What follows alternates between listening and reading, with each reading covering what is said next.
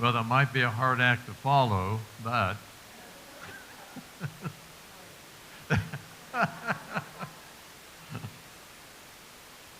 but we do want to welcome Unity's friend and our guest speaker, the Reverend Stephen McAfee, with today's message and meditation titled Spiritual Fitness.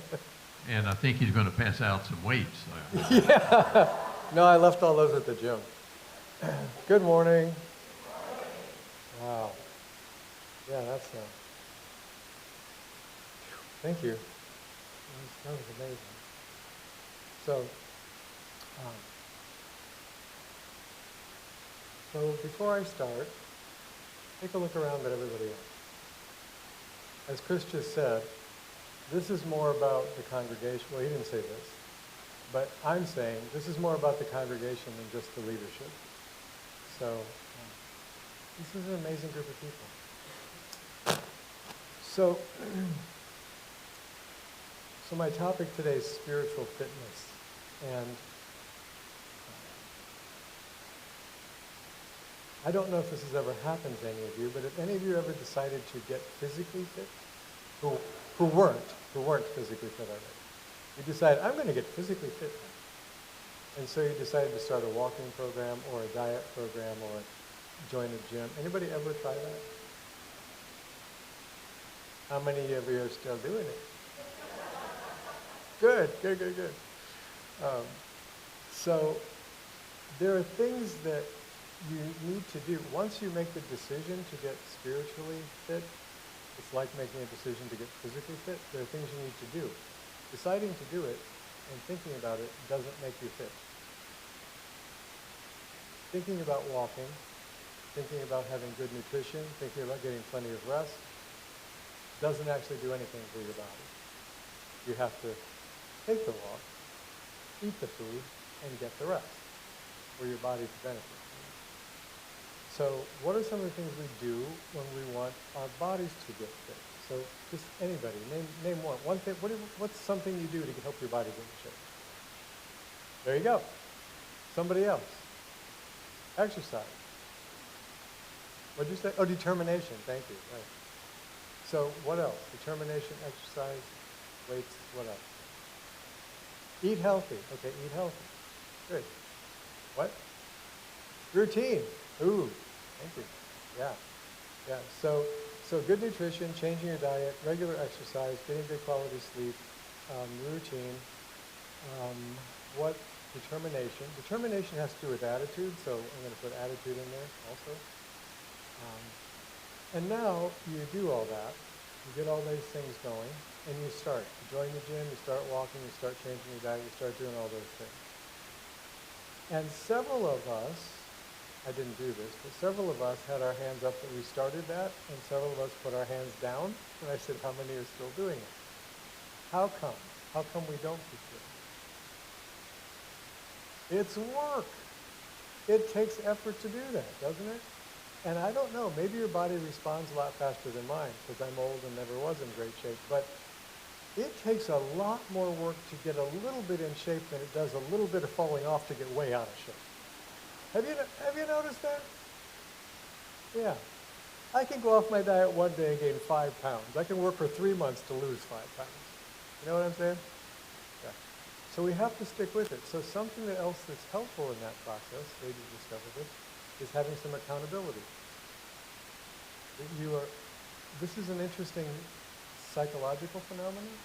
Maybe Ruth could explain this to us all later, but have you noticed that you're more likely to keep a commitment to somebody else than you are to you? If I tell Michael I'm going to meet with him and do some recording at Thursday at noon, I show up Thursday at noon whether I really feel like it or not. So does Michael. We do that. If I say to myself, I'm going to practice this and rehearse it first. True or not true? Yeah. I'm less likely to do that if I don't feel like it. So having accountability is a helpful thing. So if we know all that about our bodies and we want to get spiritually fit, how do we get spiritually fit?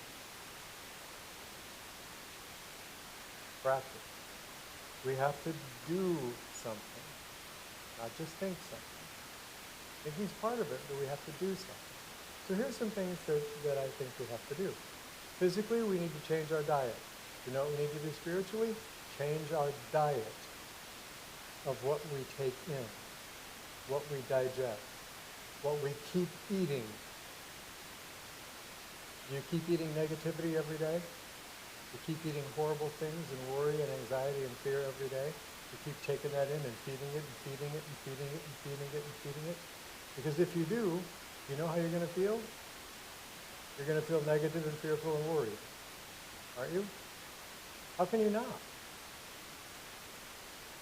So what do you expose yourself to? What do you watch every day? When you're here, I just had you look around a moment ago. Do you see anything in this room that caused you great anxiety and distress and fear? Probably not. You see anything in this room that kind of helped lift you up, make you feel a little better, make you feel more connected, make you feel more like you belong? Yeah, surround yourself with those things. Spend time with people who care about you, not people who don't. Spend time with people who are looking toward the same things you're looking toward, that you're trying to find love in your life, trying to be a source of love in your life. Spend time with those people. You know, in school, when I grew up, I don't have any idea how schools are now, except that I hear a lot of not good things. But I don't really know how they are now. So I'm not involved. My kids aren't involved. They're too old for that now. But when I was in school, here's what I noticed. I was, all humility aside, one of the smart kids in school. Did really well academically. I was always up there in the honor rolls and all that stuff. And the teachers in my classrooms, do you know who they spent the most time with? Not the smart kids, not the kids who are struggling to learn, not that. That's how it's portrayed, but not that. Who they spent the most time with were the troublemakers. That's where most of their attention went. And I used to think, why is that? Why is that? How many of us spend more of our mental energy and more of our emotional resources distressed by people who are troublemakers in our life and paying attention to the people who are good in our life? Yeah? That's a change we need to make to get spiritually fit, in my opinion. We also need regular exercises, all of you just mentioned. Cardio, walking, gym, yoga, all those kinds of things. Yoga is good. Nobody mentioned that, but I'm going to, because strength and cardio is not the only part of fitness. You also need some flexibility. And pretty soon you're walking around like this all the time, and you might be able to pick up 300 pounds, but you can't stand up straight. Yeah? So you need all these things. So we need to get regular spiritual exercise. Do you know how you do that? Give me an idea. Praying is a way. Study is a way. Meditate's a way. That's great. You know what else is a way? Listening to people who don't believe what you do.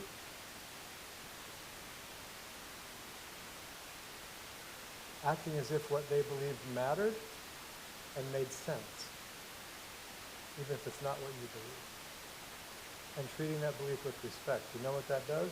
It stretches your spiritual muscles. Because just like if all I lift up is this, and I go into the gym and expect to lift 300 pounds, it isn't going to work. I have to somehow have a transition between just being able to lift that and being able to lift 3 pounds and then 5 pounds and then 20 pounds and then 50 pounds. You get what I'm saying? If you never get out of your spiritual comfort zone, you're not very you're not just very spiritually fit. You're just not. You are spiritually comfortable, which is a different thing. There's nothing wrong with being comfortable. I like it a lot. Ask my wife how much I like being comfortable. Sometimes I make her uncomfortable in my effort to be really comfortable. So, ever find yourself avoiding things because it's uncomfortable? And then you worry about the fact that you avoided them because you knew you were supposed to be doing them. And then you felt guilty about the fact that you avoided them because you knew you were supposed to be doing them. And then you felt worried that somebody was going to find out that you were guilty because you felt so upset that you didn't do what you... You know how that cycle goes? Yeah, that's not spiritual fitness. That's spiritual illness. Well, isn't it? Does that make you feel good? Does it increase the harmony and strength and peace within your system? No. Have you ever thought about how much you do during the course of a day that is against yourself? Thoughts that disturb you, emotions that you, I don't mean just things that pass through. I'm not talking about you have a thought or you have a feeling around. I'm not talking about that. I'm talking about the ones you coax to stay here. No, stay here.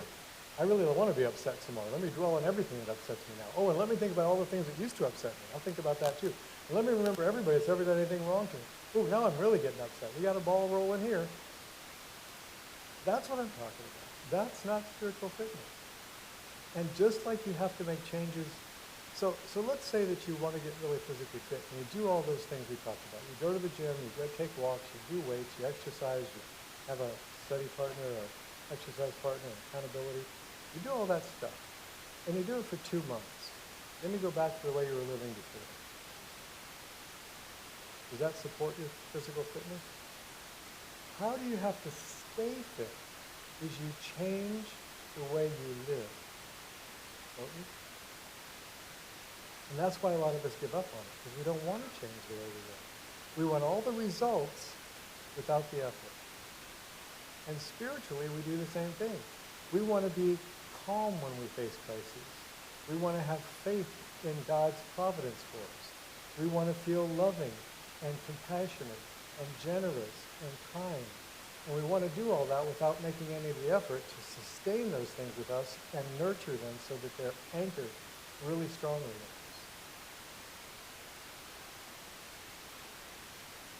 You know the roots are the things that make the weeds hardest to pull up? You know the first thing plants do when they get in soil? They anchor into it because they know that's their source of everything. If we're not taking the effort to anchor into spiritual consciousness, then it's a fleeting thing in us. It's not solid enough. And when we want to use our spiritual strength, it won't be there. Does that make any sense to you? Sense to me. So a few more things. So,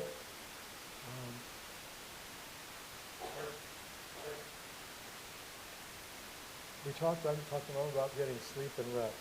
That's an important thing for our body.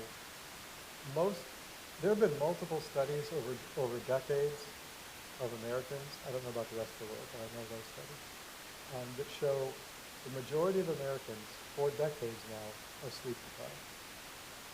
Did you know that? They don't get enough rest. So spiritually, we don't get a lot of rest either.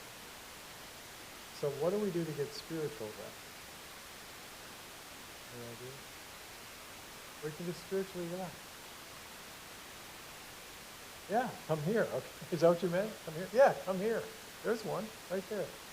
Come to program. Shabbat, somebody said. Did I hear that? Shabbat, thank you. Yeah, Shabbat, exactly.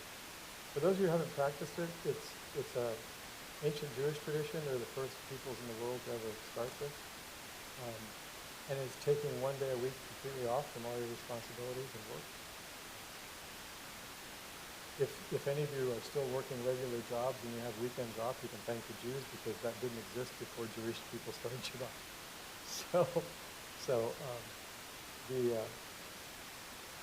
Another way that we get rest, and Shabbat is part of that actually, but another way we get rest is, what is it that causes unrest in you?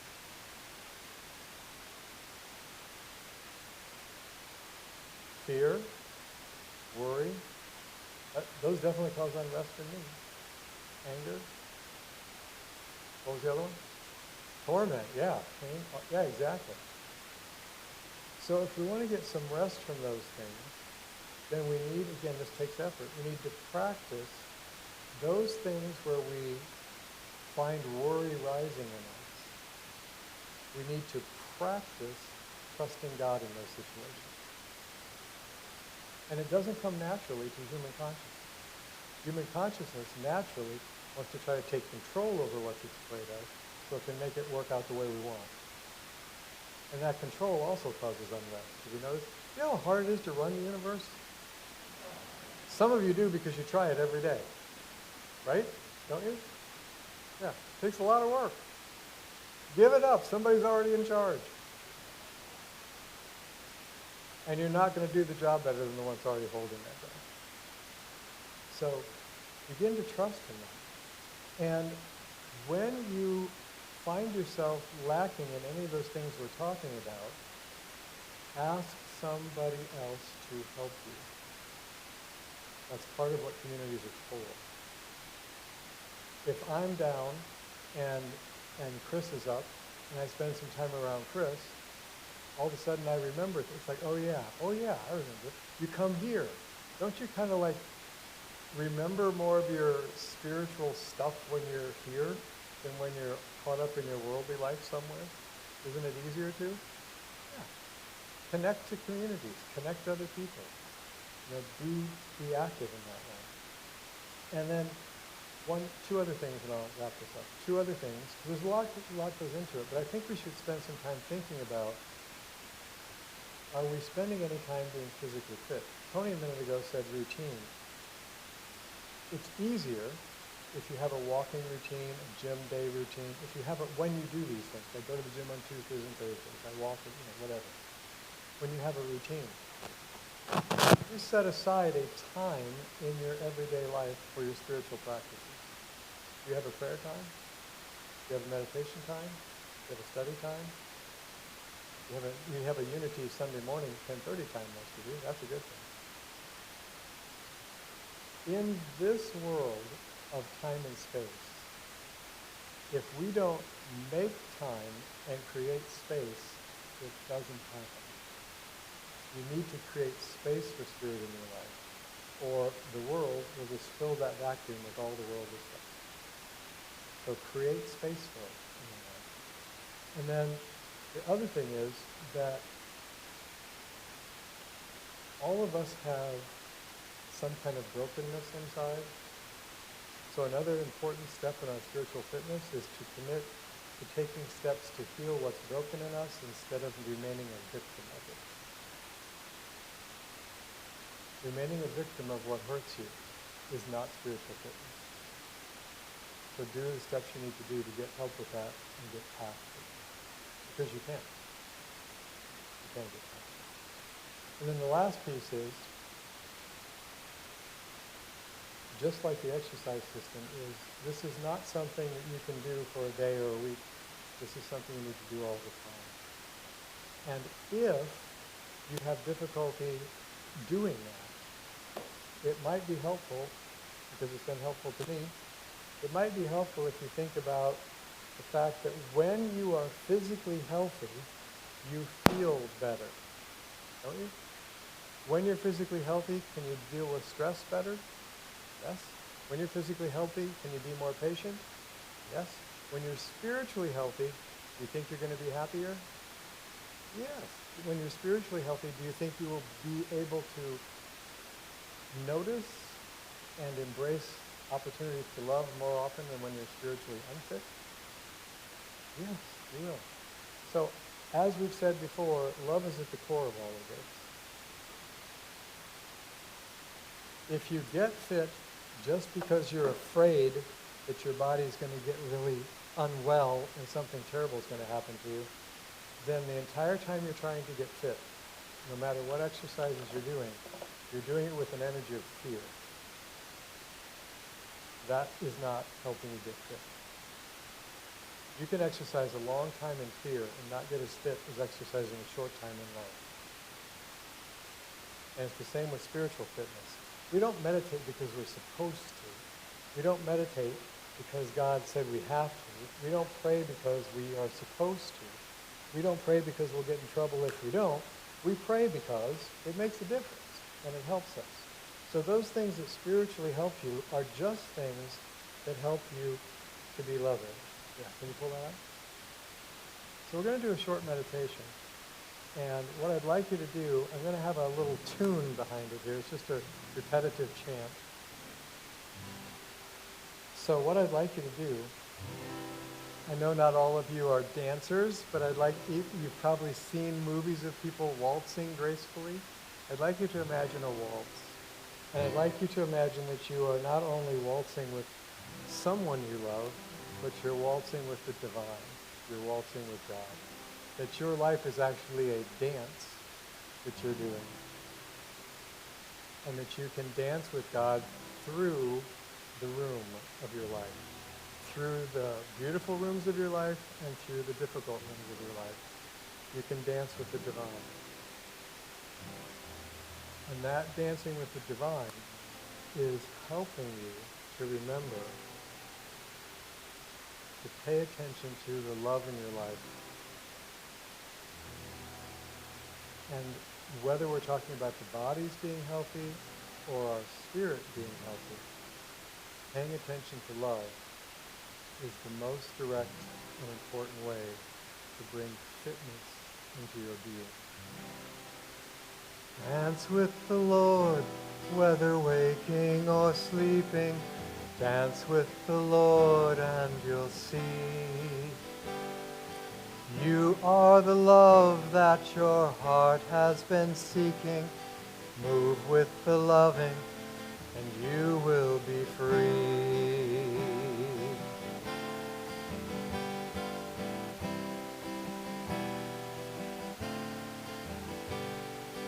Dance with the Lord, whether waking or sleeping. Dance with the Lord and you'll see.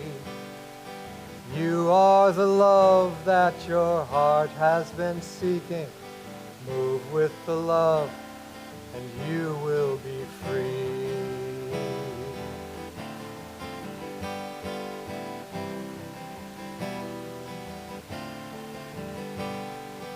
Dance with the Lord, whether waking or sleeping.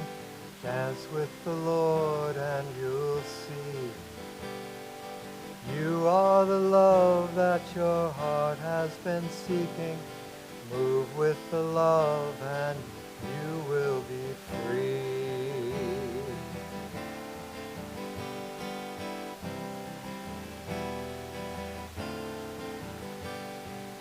Dance with the Lord, whether waking or sleeping. Dance with the Lord and you'll see. You are the love that your heart has been seeking. Move with the love and you will be free.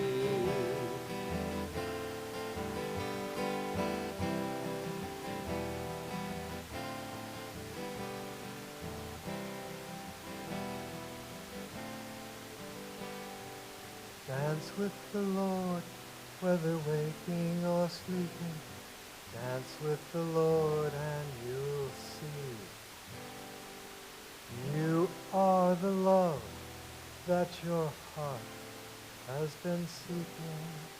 Just move with the love and you will be free.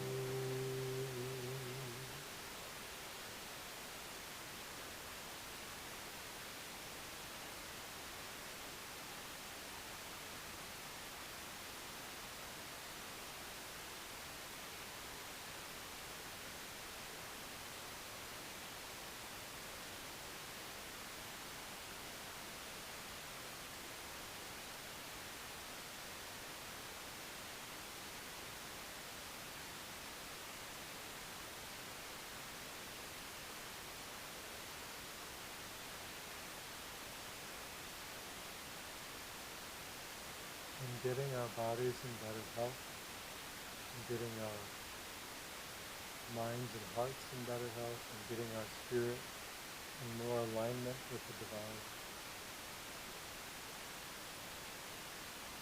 We find a greater peace and joy, and more importantly, we discover that we have the ability to engage life as a gift and not a terrifying burden.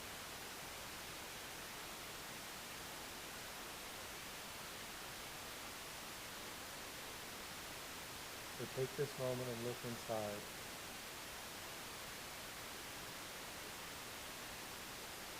The love that you've been wanting, is in you. The ability you've been seeking is already in you. And once you know you're free to make that choice, then as an act of love, commit to doing it.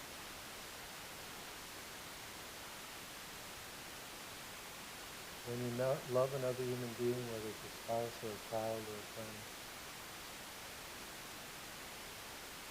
you live your life in such a way that what you do is a blessing to them. You seek to live in such a way that you will help uplift and strengthen them.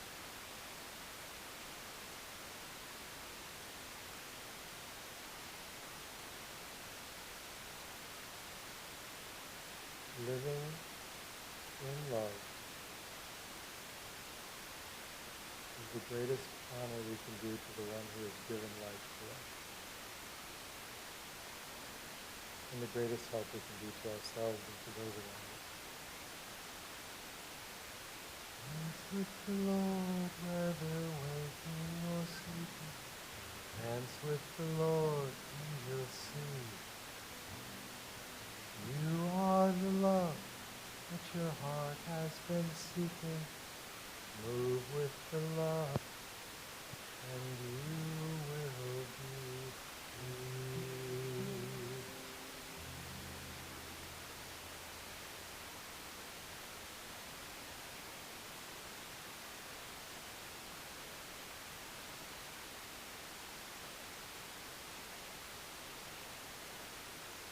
May each one of you be blessed for making this place a community of love and a safe haven of discovery. Amen. Thank you.